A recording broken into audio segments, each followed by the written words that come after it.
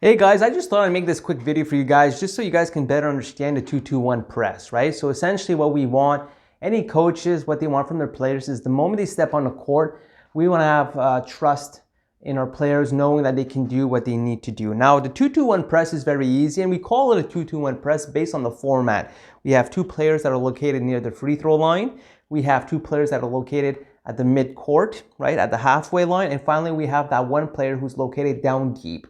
That player needs to stay there. So in this case, we always need to have a body near our basket. And the reason for that is simply because we do not want to allow anybody to have a free layup, all right? Now, the first line, we've got the two guards on this, 2-2-1. Their job really is this.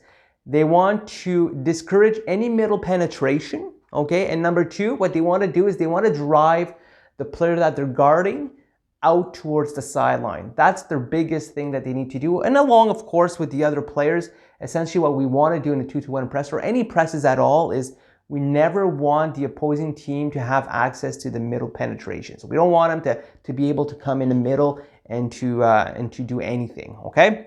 So that's the number one thing. Now, when we do any of the presses, right? So whether we do a 2-2-1 press, we do a 1-2-2, or we do a 1-3-1, or we do a 1-2-1-1, any of the presses, I do have rules, right? So for this one right here, my first rule is this. We want to drive the players out towards the sideline, and we don't want them to be able to come and penetrate the middle.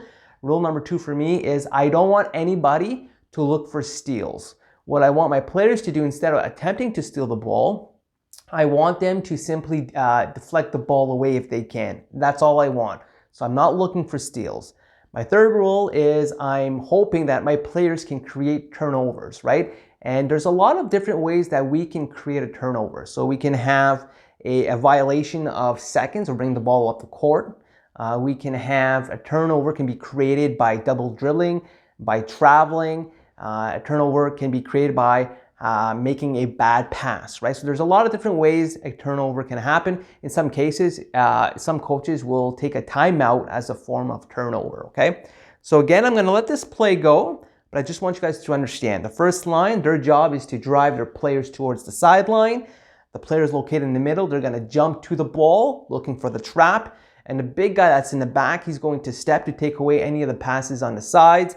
And of course, by doing that, we're giving up the middle. So that means that the players on the opposite side, on the weak side, they need to come and fill the middle lane. All right, so let's take a look at the play. So like mentioned, the ball is going up. The guard will look to drive that player out towards the sideline. The forward is going to come in looking for the trap. Now, there's a lot of space there, so we need to fill the space.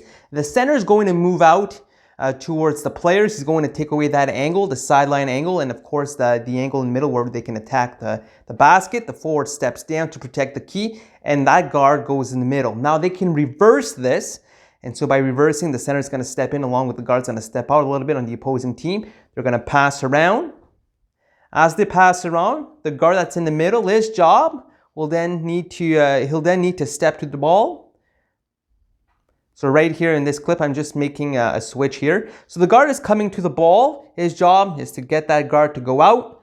The forward that's in the back, he's going to run. He's going to sprint to the ball. The center that's across on the weak side will come across towards the sideline to pick away any of those passes because we definitely don't want to pass there. We need to fill the bottom. The forward's going to go back to the key. And again, the guard's just simply going to go back in the middle. So essentially, this is a 2-2-1 press.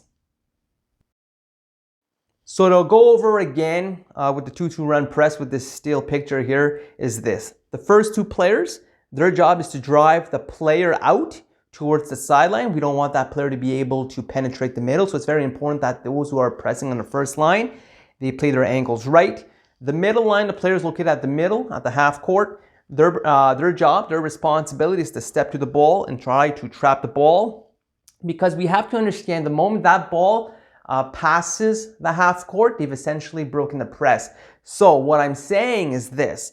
The first two players at the foul line and with those located at the midline, they have a very important job to do. They have a lot of responsibility, all right, to contain those players. So again, everything goes to the side. The center will come up to break the angle of being able to pass along the sideline or towards our basket. And of course, since at the strong side, the bodies have moved, The players that are looking on the weak side will simply shift over to the middle of the court to take away those angles. Should the opposing team reverse, we're simply doing the same thing. Again, we're driving the players out towards the sideline. We shift the players, we rotate the players, and that's pretty much it. It's a very easy press to understand. I just thought I'd make this video so you guys can kind of see a little bit more how it works. And if you have any questions, just come and see me at practice. All right, guys? Enjoy your long weekend. Ciao for now.